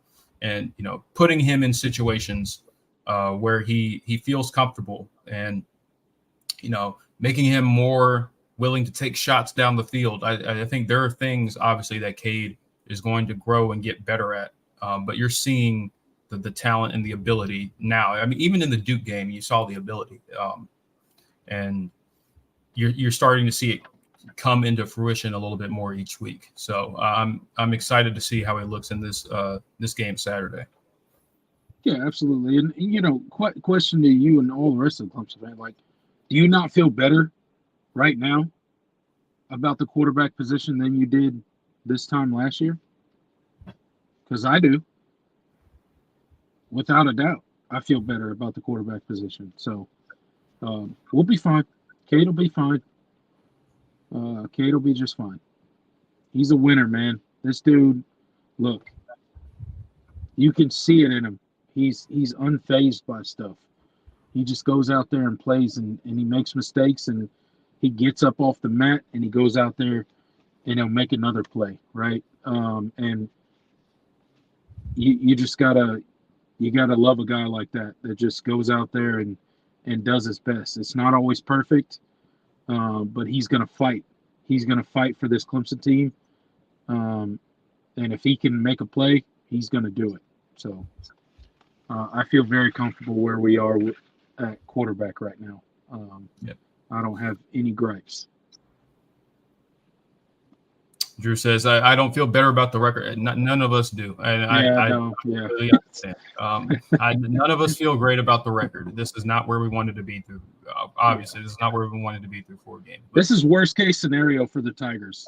Yeah, this was worst case scenario. But this was the floor for September. Yeah, this was the floor. But we are currently sitting on the floor. Absolutely, yeah. But this is where we're at. And you got to move forward as much as it sucks. You gotta move forward. I don't feel great about the record, and there are things that I think from a program infrastructure standpoint that I think this team needs to address and make changes. Whether it's staff, whether it's the process, talent acquisition process, or how Clemson goes about doing things, I do think needs some significant tweaks. But you can't do anything about that this year. You have the team that you have. You're 2-2,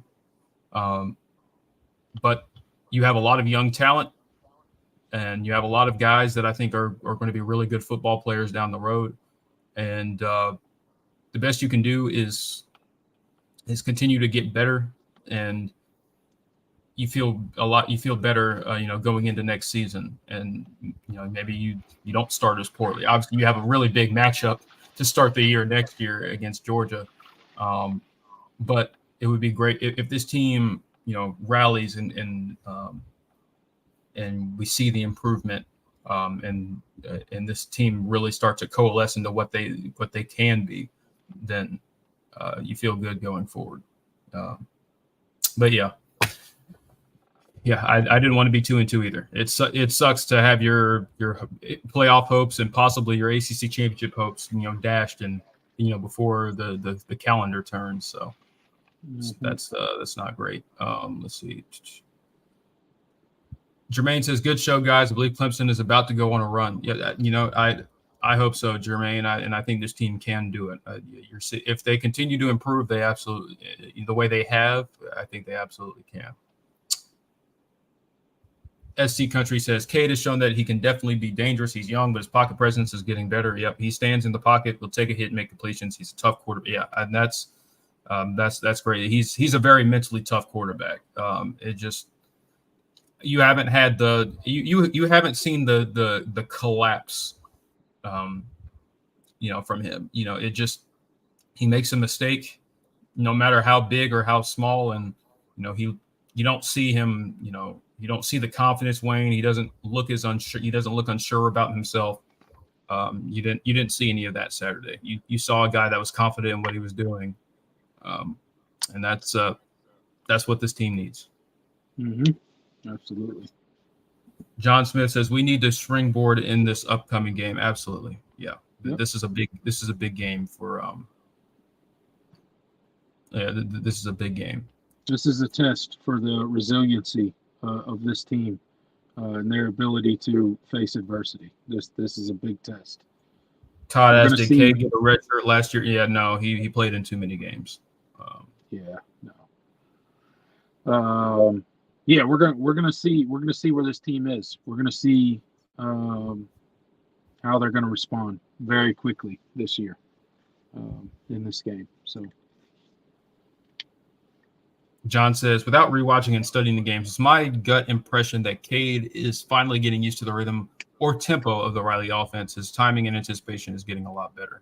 Yeah, I totally agree. And on the rewatch, it was evident the first time around, but even on the rewatch, especially, it just that throw over the middle to Tyler Brown where he looked off the safety, and that was just textbook, just a quarterback that was completely confident in his guy, and he was confident in what he was doing and using his eyes to manipulate the defense. That's something veteran quarterbacks do. And you see those moments and you're like, okay, we know this kid can play. We're heading in the right direction. Yeah. Darth Rebel 93 says Cade is a true no red shirt, right? Yeah, he is a true sophomore. And he's effectively, just because of how little you were able to get him game experience last year until the end, he's basically playing like a freshman at times. So that's the bed you made for some of the personnel decisions and how you went about the quarterback situation last year. And that's if you'd have turned the book last year, we may be in a completely different spot right now. Quite possibly. But it didn't happen. So here we are. Yep. I missed this by Q's number 4. He says, lived in Conway, South Carolina for 10 years. Other than Clemson fans sticking Tiger Paw stickers on my car, they were and are the nicest fans in the ACC. That coming from a New Yorker. Good luck, guys. We appreciate that. Yeah. That's funny. I've had nothing but great experience with Q's fans. And, again, have a lot of respect for that fan base and that football program, because they do a lot. That's a tough place to win at in football, at least. They've had success, periodically in the past, and they've had some really, really great players. But especially nowadays, it's just you're recruiting against, you're up north, you're kind of geographically separated from a lot of your conference members, and you have to recruit that area.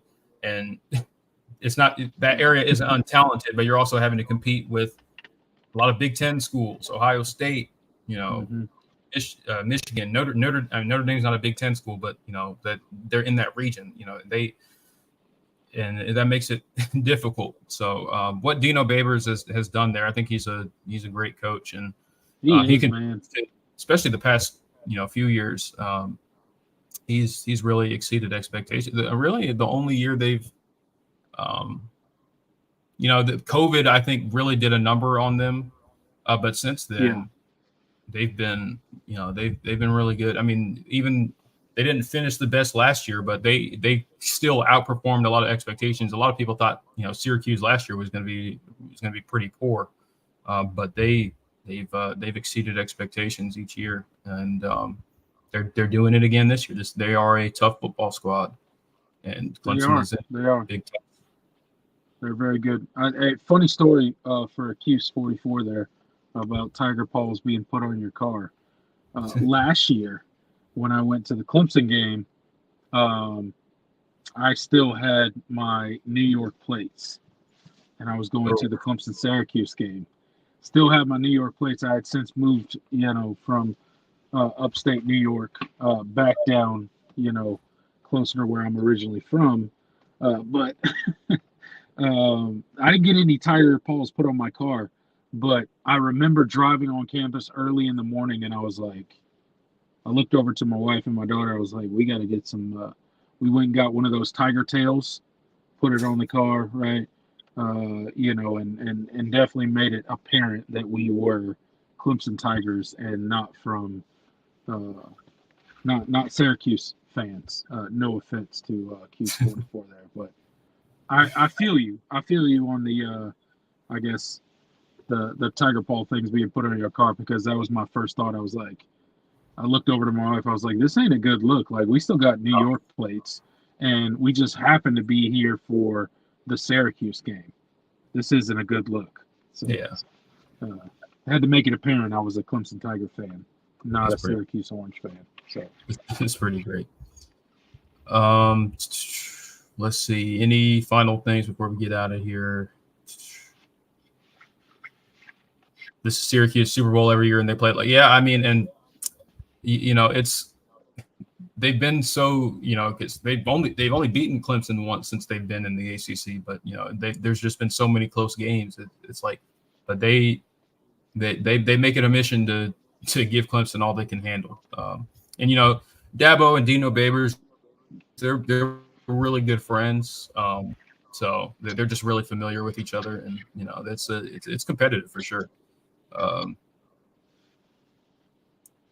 Let's see. Darth the Rebel 93. Moffa's averaging almost a yard and a half carry, more a carry this year. Right now, is playing better than Shipley. Yeah, I would agree. I think Moffa has been the better back through 4 weeks. I think situationally, they could be using him a lot better, for sure. I feel like he should be your short yardage guy. I think you can trust him to get a yard or two. And he broke off that big run, right before the unfortunate fumble on Saturday. That was Clemson's biggest run, by far their biggest run of the game. He's a load to handle, and it makes it tough. And he's so hard to tackle. He's not like overly fast, but he is. It's like a boulder rolling downhill. Once he picks up momentum, and he's tough. He was dragging defenders. He was breaking tackles.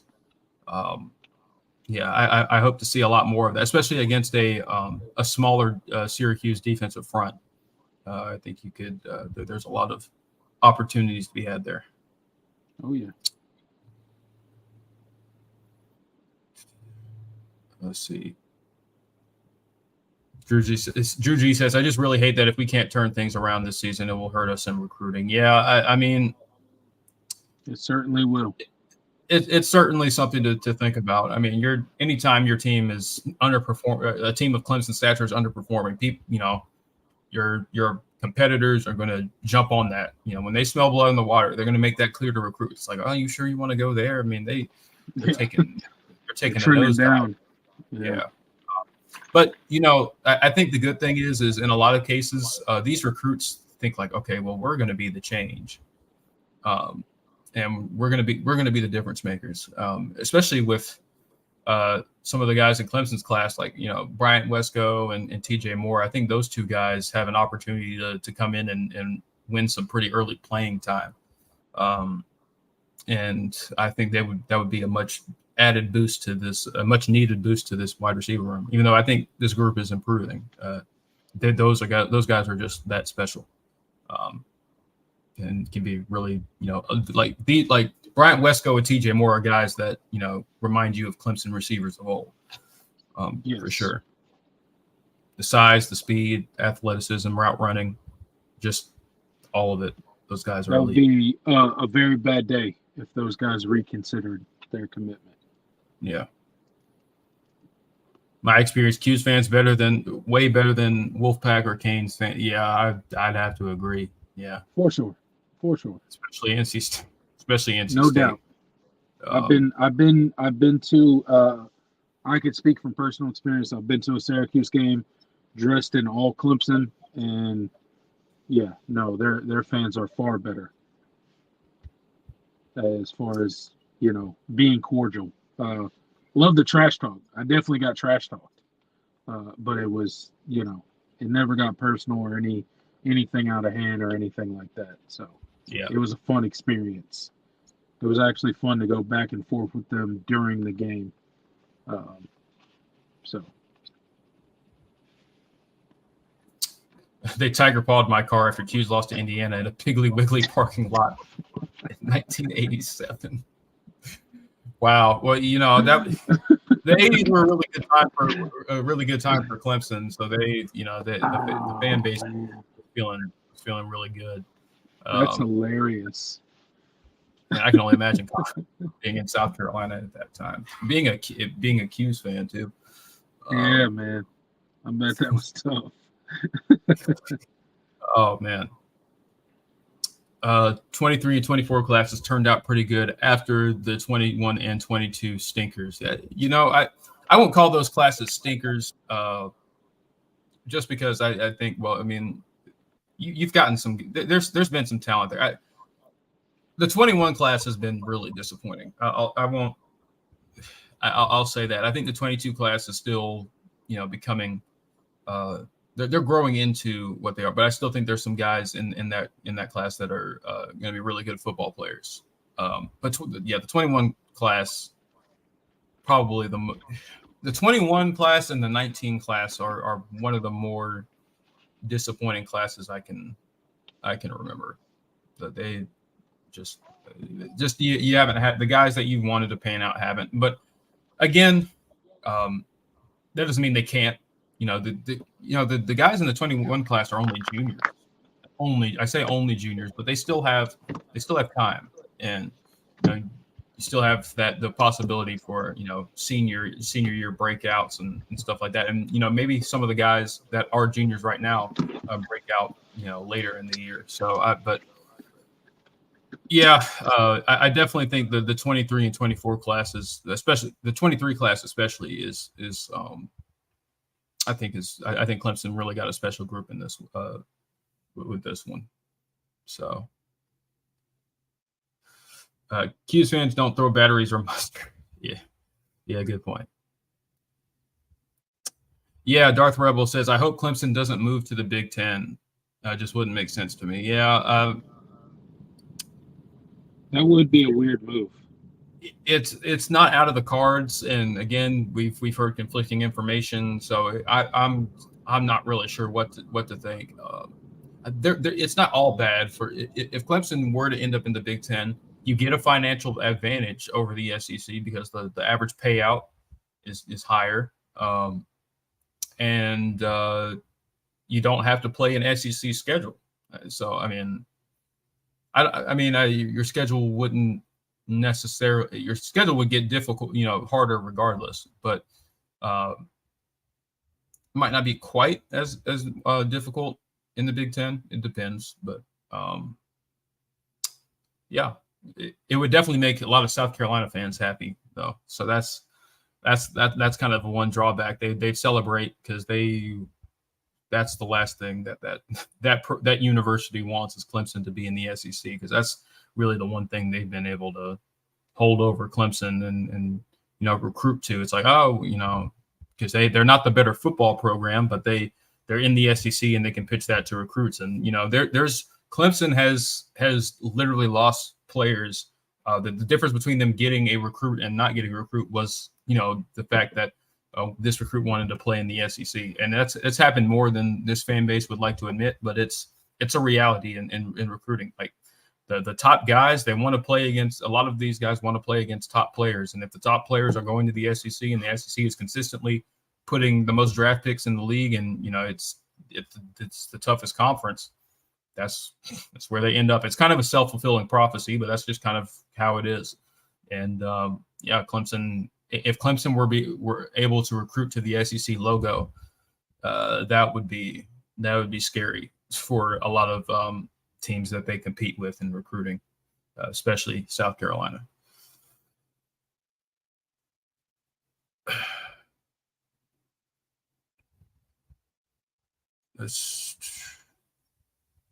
Droid says the teams that matter in the Big Ten are more effectively opposed to and scared of Clemson joining their conference than South Carolina is to them joining the SEC. It's money.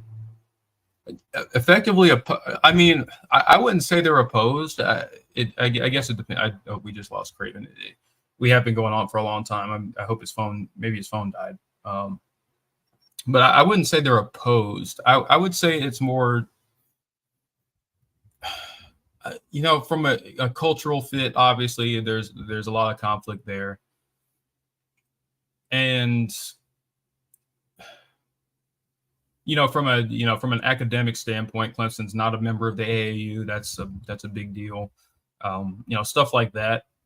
But then again, they just admitted Oregon and Washington, who aren't members of the AAU. So I think the Big Ten honestly would be open because of it's a new geographical location, and Clemson is a pretty big brand. It's not Texas, but especially in recent years. I mean, I think Clemson has elevated the status of the Tiger Paw, and I think they would add a lot of value to the Big Ten. So I'm not really. I'd be okay either direction that Clemson goes in this whole thing, but I would prefer the SEC because just from a fan perspective, because obviously travel reasons, and you are more geographically and culturally aligned with those those schools, and I think Clemson would fit in great in the SEC. But I think I'm happy either way. I'm okay either way because I think it secures Clemson's future as part of the top of college football. So that's kind of how I feel.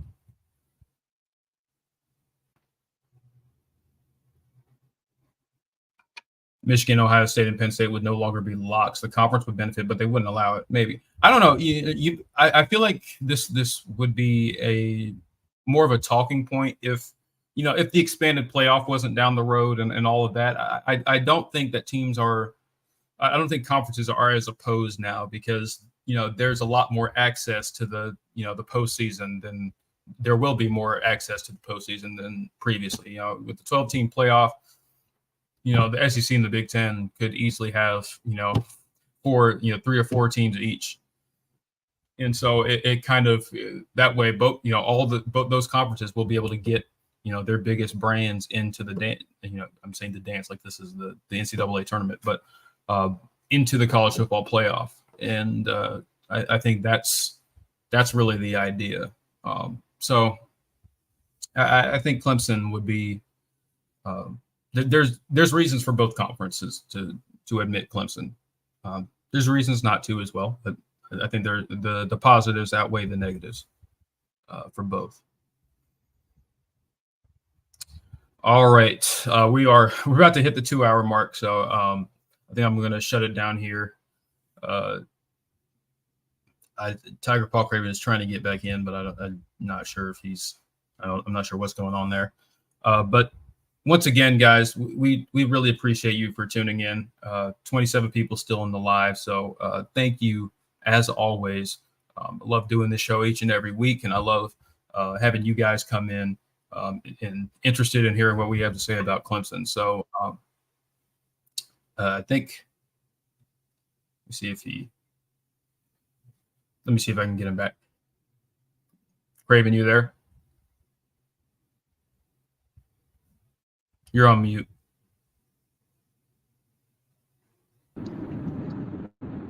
You got me? Yeah, you sound good. I was just wrapping up. Well, actually, do you have any thoughts about expansion before we kind of get out of here? Clemson's future and all that. Thoughts on expansion? I didn't hear your kind of final thoughts or anything like that on expansion. I kind of got word on this expansion type stuff, kind of today. I wasn't really paying attention too much to it. And then you get the October date for Clemson and stuff like that. And it's one of those things. I don't know, man. Like, all this expansion talk is pretty crazy. It would be weird, I guess, to see Clemson in the Big Ten. It feels a more natural fit in the SEC, but I understand the move to the Big Ten. I would understand it. I would get it. And Clemson's been making some consistent moves to kind of move that way. I don't know what has changed between, this summer when we were kind of talking about re-expansion and kind of realignment and Clemson and Florida State leaving the ACC. I don't know what has changed between that point and now. I'm assuming there's still legal stuff going on in the background, and maybe that is what's kind of causing this kind of reemergence of realignment talk for Clemson specifically, about this board meeting that's going to happen in October and all that kind of stuff. Again, I'm more of a I'll believe it when I see it from a valid source, from something that's of substance. When it comes to this realignment stuff, there's so many people, saying things on Twitter and on social media and other things that just, maybe it comes to fruition, maybe it doesn't. I don't really know. Am I going to be sad if Clemson announces that they're leaving the ACC in October? No, I won't be sad at all. I think this conference has blundered away so many opportunities that they've had to continue their relevance and make them more relevant, and they've just sat back and took a back seat. Now they are where they are, where their biggest brands are trying to find a way to leave. I wouldn't be sad if Clemson found a way to leave. I'd be surprised if it was announced, a couple weeks from now, but I wouldn't be sad about it. Hopefully they do. I don't want to be in the ACC long term because, frankly, I think it's a dead conference at this point. Its days are numbered. Its time is limited in big time college football, at least as far as we know it right now and what it's kind of progressing into. So I don't want to see Clemson in the ACC long term. And if they found a way to get out of it, then awesome. Let's do it. Yep, I pretty much agree. I echoed those sentiments. I just, Clemson's future is better off, in a different conference, and obviously, I think those options are best suited, being the SEC or the Big Ten, and.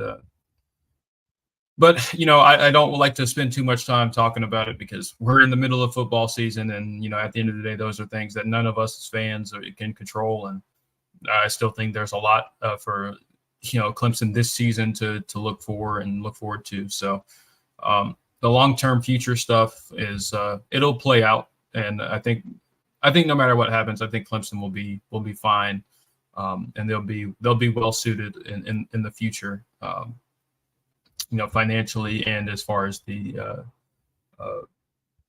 the security of the football program. So, without further ado, thank you guys once again. It's over this time for sure. Thank you guys for tuning in. And make sure you guys hit that like button and hit subscribe if you haven't already, if you're a new listener. Because we're trying to build this channel, we're trying to expand our audience. All fans are welcome, and it really does help us out. So we appreciate it, especially since you guys stuck with us for 2 hours. So we'll go ahead and get out of your hair. Craven, do you have any parting thoughts before we get out of here? No, guys. Thank you so much for coming out and hanging out with me and Jordan. Thank you for tolerating me kind of being in between locations and kind of not in my normal setting when we do these shows, but I just appreciate everybody that comes in and contributes to this show, sends a message in the live chat, hits that like button, subscribes to our channel. Super thankful for all of you guys out there. I love coming on here with Jordan, chopping it up about Clemson football, and you guys just further that conversation, make it so much better. And we wouldn't have anyone to talk to about Clemson football if it wasn't for you coming to check out our show. So thank you so much. We will do a post game live video for the Syracuse game this coming Saturday, and we look forward to it, man. So come hang out with us. Win, lose, or draw, you've already seen it, unfortunately, twice this season. Me and Jordan will be there. Win, lose, or draw. It doesn't matter how Clemson plays, whether it be great or poor. We'll be there sharing our initial, unfiltered, raw thoughts on the game. And then, of course, we got our weekly show right here, the All In Show on the Clemson channel, on the Voice of College Football Clemson channel every week at Thursday at 7 p.m. So give us a subscribe. Come hang out with us. I know we were chopping it up with a Syracuse fan earlier on in the show. Thank you for showing up. I hope you show up to the post-game live. I hope you stick around. We love having other fan bases in here and other perspectives to contribute to our conversation and what we talk about the Clemson Tigers and kind of the overarching things that we get into, come off season about college football in general. So thank you for everybody out there. We really do appreciate it.